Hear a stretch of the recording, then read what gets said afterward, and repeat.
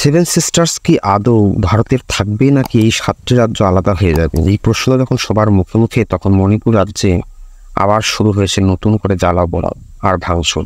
অনেকদিন ধরেই সেখানে চলছে জাতিগত দাঙ্গা। প্রায় 1.5 দশক ধরে এই রাজ্যে উত্তাল শেষে গত সপ্তাহ থেকে দাঙ্গা হামলা হওয়ায় আবারও আলোচনা এসেছে এই রাজ্যটি। এবার রীতিমতো ড্রোন আর ক্ষেপণাস্ত্রের মতো হামলার ঘটনা ঘটেছে। রীতিমতো ঘুম হারাম হয়ে গেছে রাজ্যটির আইন শৃঙ্খলা বাহিনীর। এটাকে জঙ্গি হামলা বলে অভিহিত করেছে সেখানকার প্রশাসন। এখন প্রশ্ন হলো, এই ড্রোন এবং মিসাইল কিভাবে এলো এই জঙ্গিদের হাতে? এই প্রশ্নের উত্তর খুঁজতে গিয়েই ঘুম হারাম হয়ে গেছে মোদী প্রশাসনের। কারণ ড্রোন এবং মিসাইল খুবই স্পর্শকাতর বিষয়। সেভেন সিস্টার্স এসব অস্ত্রের ব্যবহার সামনের দিনে অশুভ সংকেত বলে মনে করছেন বিশেষজ্ঞরা। ভারতের উত্তর পূর্বাঞ্চলীয় মণিপুর রাজ্যের জিবিরাম জেলায় গত শনিবার মানে 8 সেপ্টেম্বর বন্দুকযুদ্ধে অন্তত 5 জনের মৃত্যু হয়েছে।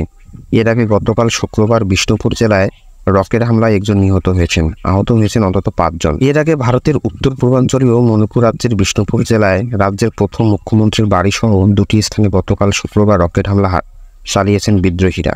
এই ঘটনায় রাজ্যের সাবেক মুখ্যমন্ত্রীর বাড়িতে একজন নিহত ও অন্তত 5 জন আহত হয়েছেন। কয়েকদিন ধরে কয়েক দফায় ড্রোন ব্যবহার করে হামলা চালিয়ে আসছিলেন বিদ্রোহীরা। এর মধ্যে গতকাল প্রথম রকেট হামলা চালানো হয়।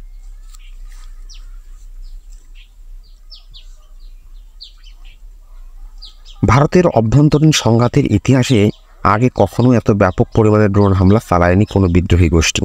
তবে রকেট হামলা অবশ্য অতীতে হয়েছে।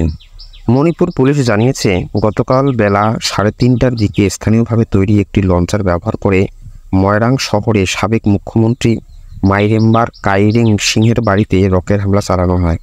রকেটটি সাবেক মুখ্যমন্ত্রীর বাড়ির সীমানায় আঘাত হানে। প্রত্যক্ষদর্শী ব্যক্তিরা বলছেন, বাড়ি থেকে কয়েক ইঞ্চি দূরে রকেটটি আছড়ে পড়ে। এই ঘটনায় 72 বছর বয়সী রাবি সিং নামের এক ব্যক্তি নিহত হয়েছেন। এছাড়া সাবেক মুখ্যমন্ত্রীর 5 আত্মীয় আহত হয়েছেন।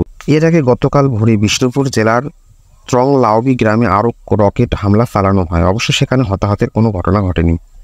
কুকি জনগোষ্ঠী অধ্যুষিত চূড়াচাঁদপুরের পাহাড় থেকে প্রায় 5 কিলোমিটার দূরের কোনো এলাকা থেকে রকেটগুলো ছড়া হয় বলে জানিয়েছেন এক নিরাপত্তা কর্মকর্তা। ওই কর্মকর্তা স্থানীয় গণমাধ্যমকে বলেন, এই প্রথম আমরা মণিপুরে বিদ্রোহীদের নিজেদের তৈরি রকেট হামলা চালাতে দেখলাম। রকেটগুলো মোটামুটি 4 ফুট লম্বা। রাজ্যে কিছুদিন পরিস্থিতি মোটামুটি শান্ত থাকলেও গত রোববার থেকে উত্তেজনা বেড়ে চলেছে। ড্রোন ও রকেট হামলার পাশাপাশি গুলি চলছে এবং গ্রেনেড হামলা হচ্ছে। স্থানীয় বাসিন্দারা জানিয়েছেন, দূরের গ্রাম থেকে তারা গোলাগুলি ও বোমার শব্দ শুনতে পাচ্ছেন। মণিপুরের মুখ্যমন্ত্রী এন বীরেন সিং বলেছেন, ড্রোনের ব্যবহার প্রমাণ করে যে রাজ্যে ত্রাসের আবহাওয়া তৈরি হয়েছে এবং সন্ত্রাসী হামলা চলছে। কোকুমির বিবৃতিতে বলা হয়েছে, জনগণের জীবন রক্ষায় সরকারকে আর বিশ্বাস করা যাচ্ছে না। এবার নিজেদের রক্ষা করার জন্য জনসাধারণকে তাদের নিজস্ব পন্থা নির্ধারণ করতে হবে। ধারণা করা হচ্ছে, এই বিবৃতির মাধ্যমে জনসাধারণকে আবার অস্ত্র হাতে তুলে নেওয়ার আবেদন জানালো মেইতেই সমাজের শীর্ষ সংগঠন। এই ঘোষণার ফলে সহিংসতা আরও বৃদ্ধির আশঙ্কা তৈরি হচ্ছে। পরিস্থিতির বিচারে মণিপুর সরকার রাজ্য জুড়ে সব শিক্ষা প্রতিষ্ঠান আজ শনিবার থেকে বন্ধ রাখার নির্দেশ দিয়েছে।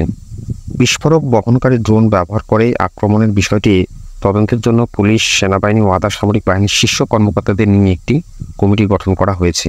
13 সেপ্টেম্বরের মধ্যে এই কমিটি সাম্প্রতিক হামলা নিয়ে তাদের প্রতিবেদন জমা দেবে।